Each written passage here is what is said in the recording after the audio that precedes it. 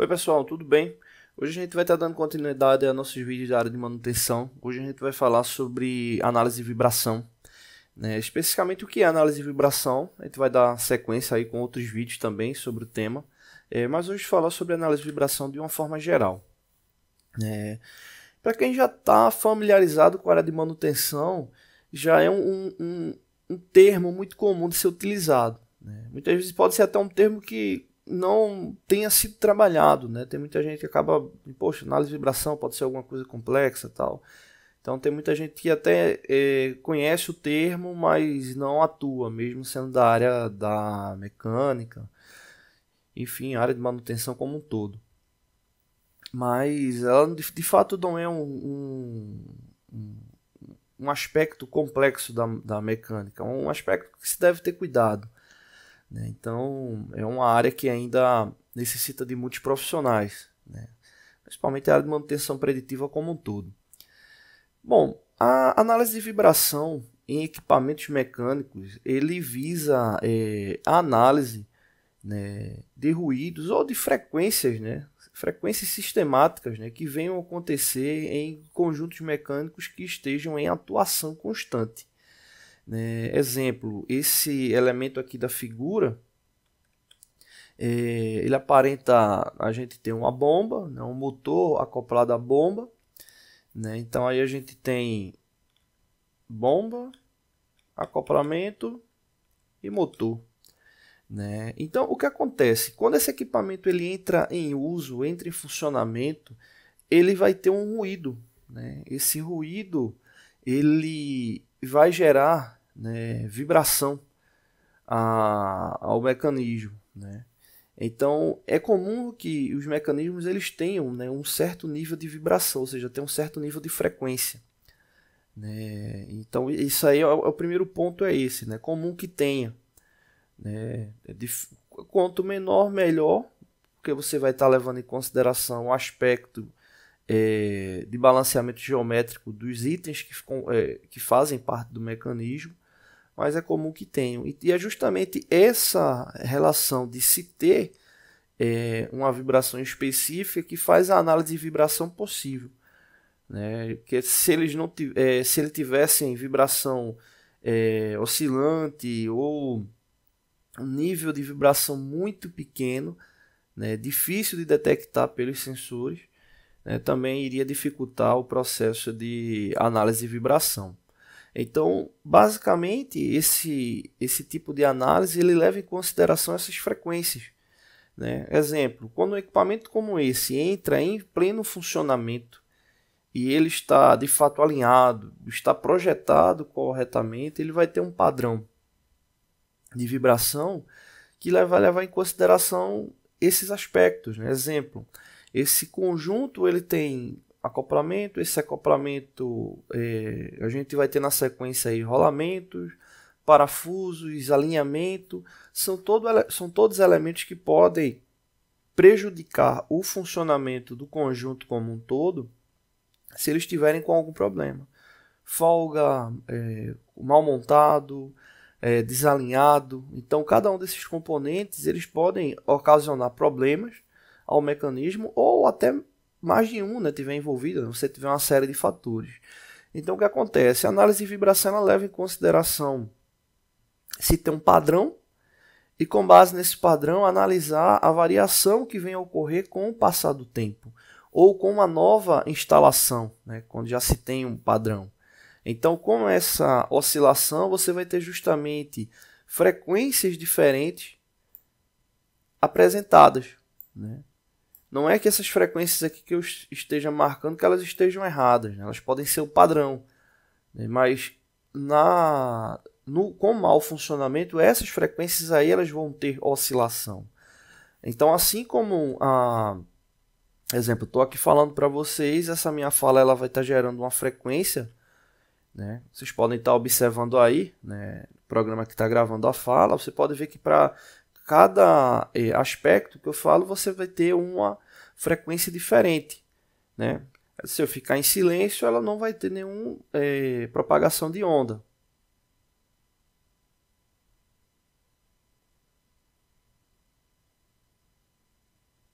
Então pode observar que ficou um certo tempo, né, com essa frequência diferente. Da mesma forma que se eu tiver uma frequência igual, eu vou ter um parâmetro igual. Exemplo, se eu fizer esse som,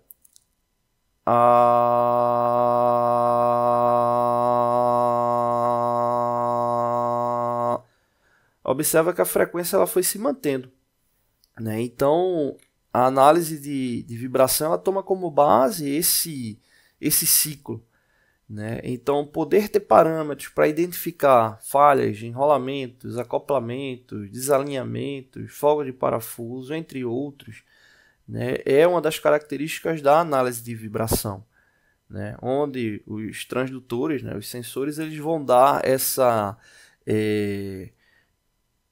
sistema de ondas para a comparação entre os padrões, tá bom? Então, basicamente, se leva em consideração isso aí, né? E fora isso, existe outro aspecto ligado, principalmente à área de engenharia mecânica, que é o projeto, né, da fabricação dos mecanismos e a análise desse balanceamento como um todo. Então, a análise de vibração ela está muito constante na área de manutenção, porque ela leva em consideração todos esses aspectos. Então, quando, exemplo, um rolamento está começando a apresentar falha, a frequência que é emitida por ele já vai começar a ter uma oscilação. Então, você já pode estar identificando lá que é uma falha no rolamento, né? Você diz, poxa, mas como é que eu vou estar identificando que é uma falha no rolamento só pela análise de vibração? É comum as empresas que fornecem os analisadores de vibração já terem bancos de dados, né, com características de vibração de determinados componentes, né? Então, é comum já fazer a identificação pelo tipo de vibração qual o elemento que está apresentando falha. Então, isso não é nenhuma mágica, não. Tá bom? A gente vai estar falando outros vídeos, vai estar fazendo outros vídeos sobre esse tema aí. Bom, não deixe de se inscrever no canal, toda semana tem vídeos novos. Oi pessoal, tudo bem? Hoje a gente vai estar dando continuidade nos nossos vídeos da área de mecanismos, né? Hoje a gente vai estar dando continuidade à questão dos mecanismos, né? No caso polia e correia. Hoje a gente vai estar falando sobre cálculo de RPM, sobre referente a esses elementos, né? É uma relação bem simples que se tem para os cálculos de RPM. A gente vai estar tratando de outros pontos posteriormente, mas no que diz respeito a RPM é bem tranquilo. Bom, a gente vai trabalhar em cima de um exemplo, né, para poder verificar, né, quais são os passos, né, para calcular RPM. Como eu falei no vídeo anterior, né, a gente nessa relação de polia e correia, né, a gente sempre vai ter uma relação de a polia motora, né? Ou seja, aquela que vai estar ligada ao elemento motriz, né? Que vai estar dando a transmissão. Nesse caso, normalmente o motor. E você vai ter a movida, né? Eu não necessariamente só vou ter duas polias envolvidas, né? Eu posso ter um conjunto de polias envolvidas, né? Nesse sistema de transmissão. Eu não necessariamente vou precisar ter polias com diâmetros diferentes, né? Como o caso aqui, né? Uma com diâmetro maior, outra com diâmetro menor. E não necessariamente a motora vai ter um diâmetro maior do que a movida, né? Isso aí vai depender muito do que você está querendo realizar enquanto transmissão, né? Um detalhe interessante é que no sistema por polia e correia, o sentido de giro de uma polia vai ser o mesmo da outra, né? Isso na montagem simples da polia e da correia, né? Então isso é uma situação que muitas vezes acaba sendo vantagem para a montagem do sistema. Normalmente quando você está fazendo a montagem com engrenagem, né? Se você tiver duas engrenagens de fato engrenadas, você vai ter a relação de transmissão do movimento inverso, né? Uma vai se girar horário, outra anti-horário, né? Então aí também vai depender do trem de engrenagem que você vai ter. Bom, voltando à questão da polia, das polias e da correia, né, vamos tomar aqui como exemplo que a RPM do motor, né, ou seja, aquele que vai estar acoplado à polia motora, né, ele vai ter 1600 RPM. O diâmetro da polia, da polia maior é de 6 polegadas, o da polia menor de 3,5, né, então aí já está a indicação de quem é a polia motora e quem é a polia movida, né. A gente vai precisar dessas informações para o cálculo da RPM. Então, o primeiro passo aí, a gente vai transformar aqui os valores, né, já que os diâmetros das polias vieram em polegada, né? Então, a polegada equivale a 25,4 milímetros. Como são 6 polegadas, é só multiplicar por 6. A outra é de 3,5 polegada, né? Então, você tem 3 polegadas inteiro e meia polegada. Como você tem 3 polegadas inteiro, é só multiplicar por 25,4. Olha, aqui está errado, aqui é 25,4, não é 24,4. Então, você vai multiplicar, né, 25,4 por 3. E como aqui você vai ter meia polegada, é só pegar 25,4 e dividir por 2. Né? Então, dando continuidade, como você vai ter 25,4 multiplicado por 3, vai dar 76,2, né, que é esse resultado aqui. E uma polegada dividido por 2, né, você vai ter 12,7. Né, isso aqui convertendo 3 polegadas e meia para milímetro. Então, nesse caso, só é somar. Você tem aqui 3 polegadas, que equivale a 76,2 milímetros, e meia polegada, que equivale a 12,7. Somando, vai dar 88,9 milímetros. Então, aqui a gente tem os dois diâmetros convertidos, né, o da polia movida e o da polia motora. Então, aqui no caso, você tem uma relação de uma polia maior para uma menor. Então, nesse caso, é interessante o seguinte: como você vai ter de uma maior para uma menor, e essa maior ela está acoplada no motor, e a gente já viu a RPM dela, essa RPM nessa polia não altera, já que ela vai estar acoplada no centro da mesma. Então, você não vai ter alteração da RPM. A RPM do motor é a RPM da polia motora. A movida, que é o que a gente está querendo calcular aqui enquanto RPM, a movida, se você observar, como ela é menor do que a motora, o que é que vai acontecer?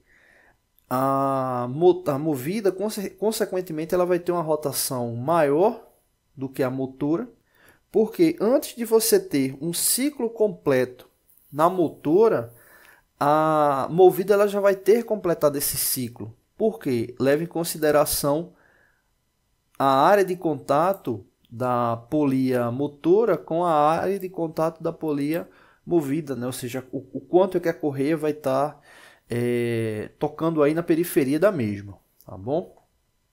Então, dando continuidade, como a gente já sabe que a RPM da polia motora é de 1.600, a gente vai multiplicar o valor de 1.600 pelo diâmetro dela, que é de 152,4. Então, aí vai dar 243,840. E o segundo passo é justamente dividir, né, esse valor encontrado pelo diâmetro da polia movida. Né? Então, aí você já vai chegar à relação da RPM. Né? Então, nesse caso, dividindo um valor pelo outro, você chega aqui a 2.742 RPM. Então, veja aqui, 1.600 RPM está ligado diretamente à polia motora, né? A suposição aqui do valor da RPM. E aqui, em relação à polia movida, está 2.742. Então, o que é que acontece? É uma relação de proporção. Né? Se você tem 1.600 para 152,4 milímetros, quanto é que vai equivaler em relação a 88,9?